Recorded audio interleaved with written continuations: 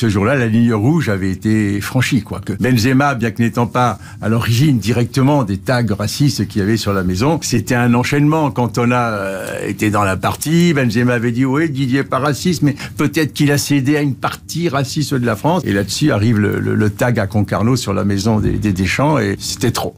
L'équipe, j'espère que vous allez bien. Bon bah voilà, on sait pourquoi est-ce que Benzema n'est plus en équipe de France, même si c'était plus vraiment une surprise pour tout le monde. On va pas se mentir. Aujourd'hui l'équipe, donc vous avez capté, on se retrouve pour un nouvel Actu Foot. Effectivement, il y a eu le week-end, il y a eu plein de matchs. Et je voulais pas trop tarder, voilà, pour sortir un nouvel épisode de la série. Alors on va rapidement entrer dans le vif du sujet. Je vais simplement vous rappeler les amis, que la série est sponsorisée par OneFootball. Je vous l'ai dit samedi, on continue la collaboration avec les frérots de OneFootball. L'application donc numéro 1 sur tout ce qui touche l'actualité du ballon rond. Alors pour les intéressés, je vous mets le lien dans la description, c'est gratuit évidemment, ça change pas. Tant qu'à faire, les amis, pensez à lâcher le gros pouce bleu. Voilà, ça aussi c'est toujours aussi important. Merci vraiment à tous ceux qui le font là dernièrement sur la chaîne. On file en Angleterre, les amis, pour commencer cette vidéo. Vous le savez, ce week-end, c'était la suite de la FA Cup, le troisième tour plus particulièrement. Tottenham se déplaçait sur un terrain particulier, terrain d'une équipe de D8 anglaise, Marine, voilà, c'est le nom du club. Et aussi l'un des prénoms féminins les plus donnés en France. Cette info était utile? Absolument pas. Image donc de Gareth Bale qui a été prise, vous le voyez, par quelqu'un de chez lui, de sa fenêtre. C'est fou, non? Imagine, vous ouvrez la fenêtre de votre appart, de votre maison, et là, bah, il y a les Spurs, Tottenham qui est en train de jouer, et Gareth Bale, notamment. Au passage, autre fait intéressant de ce match, Ulfie Divine est devenu le joueur le plus jeune à marquer pour Tottenham, à seulement, écoutez bien, 16 ans et 163 jours. Après, je le répète, faut pas l'oublier, face à une équipe de D8 anglaise.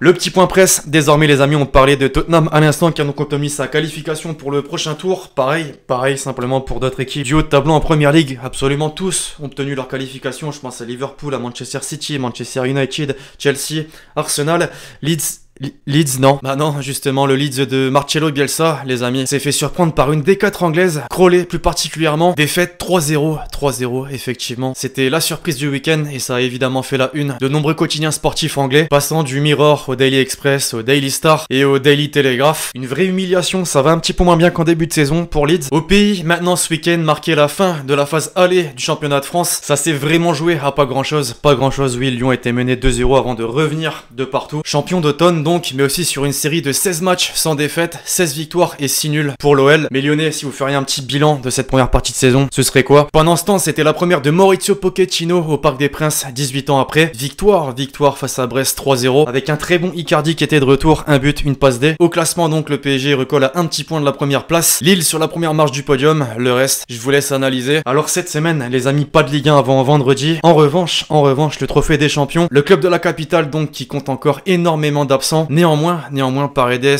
Danilo et Neymar seront normalement aptes pour mercredi, le match face à l'OM. Il était de retour aujourd'hui à l'entraînement après une longue absence. Le Ney a des chances d'être aligné, buteur peut-être, ça se tente en vrai sur BetClick, cote à 1,84. Comme d'habitude, le lien de l'application dans la description. Et je vous rappelle les amis, que vous avez jusqu'à 100 € offerts sur votre premier pari. Mais aussi mon code promo LexCity. Direction l'Allemagne à présent, Leipzig les amis, vous le savez, avait une occasion en or pour prendre les commandes de la Bundesliga après la défaite du Bayern sur la pelouse de Gladbach. Malheureusement, défaite à domicile face à Dortmund. Haaland, j'ai envie de dire l'immense Haaland les amis, il a inscrit un doublé et forcément il a fait beaucoup de mal à la défense de Leipzig. Les conséquences au classement, le Bayern justement, on vient d'en parler, conserve la première place du championnat. Leipzig suit derrière avec 2 points de retard et Dortmund se rapproche petit à petit du podium à un petit point de Leverkusen. A noter aussi, je l'ai pas précisé, mauvaise nouvelle pour le BVB, le Belge Witsel s'est blessé et il y a des chances malheureusement qu'il manque l'Euro, gros coup dur. De l'autre côté des Alpes, dorénavant, l'AC Milan devait relever la tête après sa première défaite de la saison face à la Juve il y a quelques jours. C'est chose faite, les Rouges et Noirs l'ont emporté à domicile face au Torino 2-0. Dans le même temps, la Juve justement a aussi pris les 3 points face à l'équipe d'un certain Maxime Lopez, Sassuolo donc. Victoire à domicile pour l'équipe de Ronaldo. Du coup, attention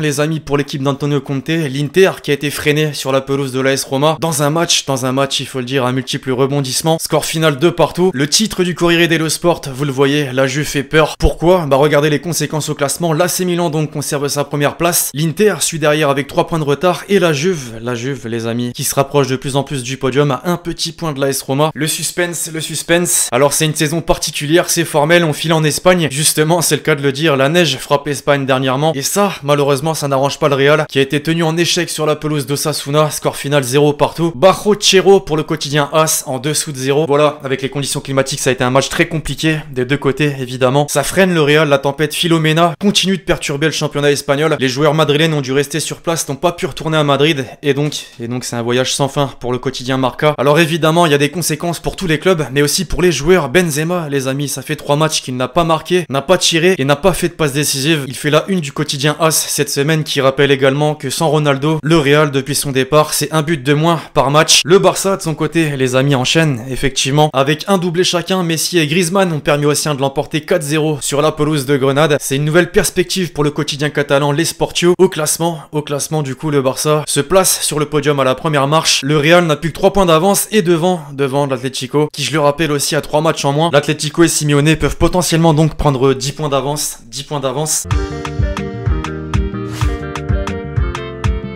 Le week-end en chiffres, désormais avec les Jean-Michel statistiques.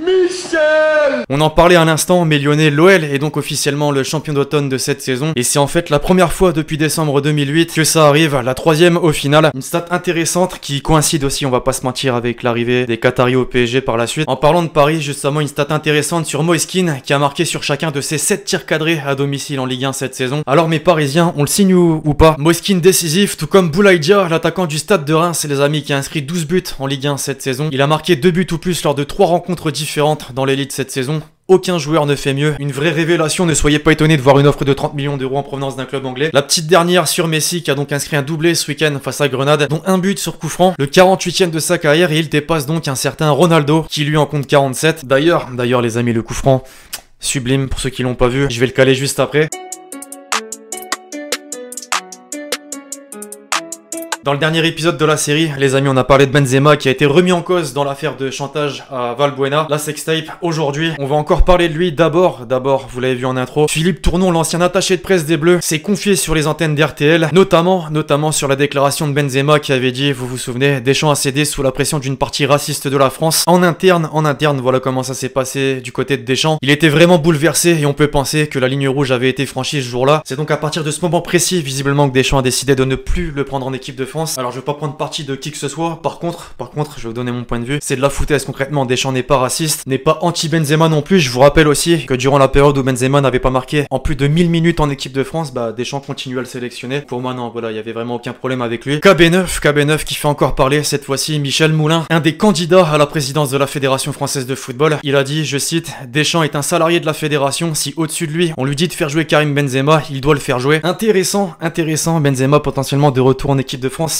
si cette personne, Michel Moulin, est nommé président de la Fédération Française de Football. En parlant de l'équipe de France, tiens, Kamavinga, lui, s'est confié dans le CFC. Le journaliste présent dans l'interview lui a dit, si tu devais revivre un moment de ta carrière, et lui a répondu, c'est très frais, mon premier but avec l'équipe de France. On peut pas le détester, avouez, on peut pas le détester, il est tellement vrai. Autre déclaration de cette même interview sur l'intérêt du Real Madrid, ça fait plaisir qu'un grand club s'intéresse à moi. Moi, je garde la tête froide, je suis au Stade Rennais, après on va attendre la fin de saison. On va se réunir autour de la table et on va peser le pour et le contre. Vous pensez il va partir à la fin de la saison? Les amis, on a évoqué le trophée des champions il y a encore quelques minutes. Villas-Boas, justement, on a parlé en conf aujourd'hui même. On n'a pas la même pression, il y a 1,5 milliard de différence d'investissement entre les deux. Véridique, c'est clair, mais après toujours le même argument aussi. Toujours le coach marseillais sur le mercato cette fois-ci. Paul Lirola est en examen médical, on aura peut-être des choses à annoncer ce soir. Voilà peut-être la première recrue marseillaise pour ce mercato hivernal. D'ailleurs, on citait son nom dans la dernière vidéo de la série Mercato. Latéral droit de la Fiorentina donc. On en sait un peu plus également sur le côté des départs du côté de l'OM. Le président du Genoa est sorti du silence sur la rumeur Kevin Strootman.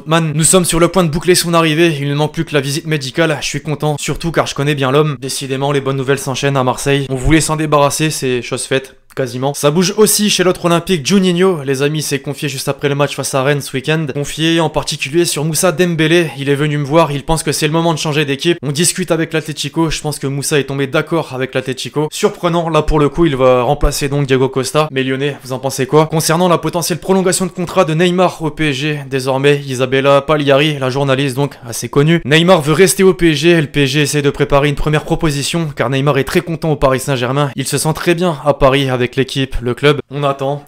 Enfin, avant de basculer sur la perle, ça me fume d'avance. On va revenir sur une discussion entre Ibra et Sirigu, donc deux anciens parisiens qui se sont affrontés ce week-end. Ibra a dit, je cite, je rentre et je te marque un but. Grâce à moi, tu as beaucoup gagné quand même. La réponse du gardien italien, grâce à moi aussi, t'as gagné. Le Z, en vrai, il s'en cale, mais littéralement.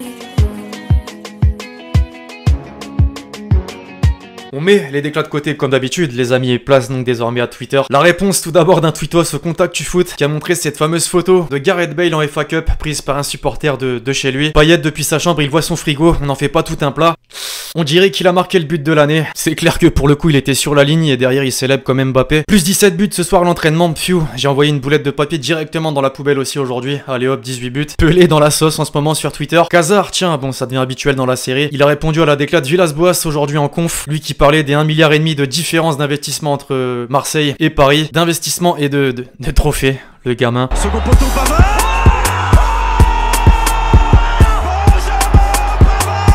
Le moment de la série où il n'y a pas besoin de parler, le coup franc de Messi, d'ailleurs je vous l'ai promis, il est là, il est présent, et aussi quelques buts dans des gros chocs du week-end en Italie, en Allemagne, du très lourd, voilà aujourd'hui. Faisait fouettage, non?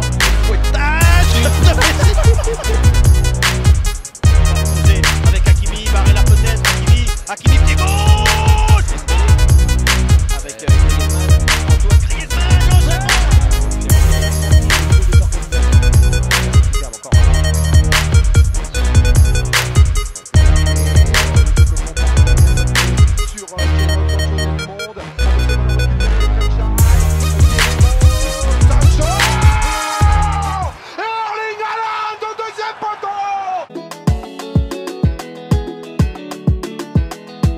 Enfin, pour conclure la question de l'abonné, penses-tu que Saint-Etienne peut finir en Ligue 2 cette saison? Bah en vrai oui, c'est possible, Saint-Etienne peut finir en Ligue 2 la saison prochaine, maintenant bon, je l'espère pas. Et je pense aussi que Saint-Etienne va relever la tête, il va falloir du moins, puisque en ce moment, depuis le début de la saison même en particulier, c'est très compliqué pour les Stéphanois. Le mercato sera peut-être déterminant. Voilà, quand même grosse force à tous mes supporters de l'AS Saint-Etienne. Bref, voilà l'équipe, c'est tout pour l'actu foot du jour, j'espère que vous l'avez kiffé, je compte sur vous, c'est le cas pour lâcher le gros pouce bleu. Pensez à lâcher le commentaire avec votre question pour le prochain épisode, puis d'ici là on se retrouve très vite sur la chaîne pour de nouvelles vidéos, c'était Alexis. Ciao ciao.